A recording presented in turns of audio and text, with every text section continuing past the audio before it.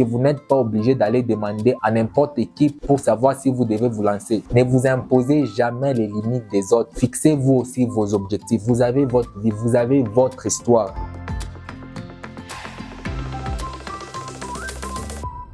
En recevant une lettre de son ami pour aider un garçon pauvre mais intelligent de 20 ans, le grand mathématicien et physicien français Jean-Louis Roland d'Alembert a donné un gros livre de mathématiques à l'enfant, disant de revenir quand il l'aurait lu. Lorsque ce garçon revint quelques jours plus tard, d'Alembert fut encore moins amical et ne cacha pas son opinion qu'il était impossible qu'il ait pu lire et comprendre les livres. Mais en l'interrogeant, il s'est rendu compte qu'il avait tort. Le garçon a résolu du jour au lendemain un problème que Alembert lui a proposé de soumettre la semaine suivante, puis a résolu un problème plus difficile la nuit suivante. D'Alembert fut impressionné et le recommanda pour un poste d'enseignant à l'école militaire, et de là ce garçon a commencé son voyage, et plus tard sous le nom de Newton de France, ce garçon est le scientifique Pierre-Simon de Laplace. Alors pour ceux qui aiment les maths, ils connaissent certainement Laplace. C'est l'un des plus grands scientifiques de tous les temps. Laplace a formulé l'équation de Laplace, une équation dérivée partielle du second degré. Il a été l'un des premiers scientifiques à postuler l'existence des trous noirs.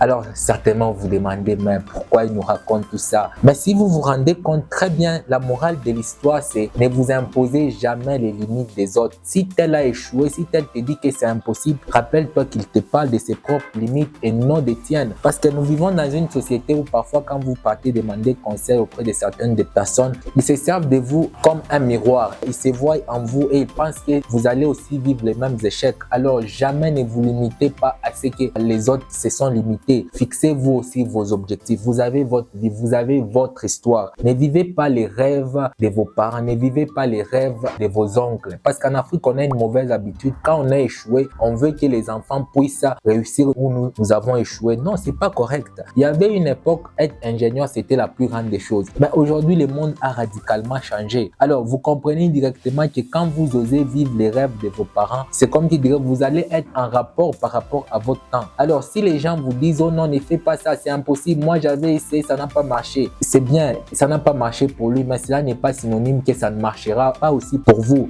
Voilà pourquoi moi je déconseille à un niveau donné d'être toujours au non. J'ai pas d'abord demandé à mon daddy, j'ai pas d'abord demandé à mon pasteur ce que je suis censé faire. Il y a des choses, vous devez savoir que vous n'êtes pas obligé d'aller demander à n'importe qui pour savoir si vous devez vous lancer. Et d'ailleurs, c'est un signe de maturité parce qu'en Afrique, on a un problème énorme. On demande tout et n'importe quoi, surtout à nos pasteurs. Aujourd'hui, les pasteurs ont remplacé pratiquement la place des parents en Afrique. Alors, il y a des choses, vous voulez les faire, allez tout simplement les faire, laissez les gens tranquilles parce qu'il n'y a que vous qui sentez que les feux brûlent en vous. Alors, vous comprenez les amis que c'est super important à un moment donné de prendre de la distance, de ne pas vivre dans la vie des autres, dans les limites des autres. Dites-moi aussi ce que vous en pensez en commentaire à propos de cette histoire.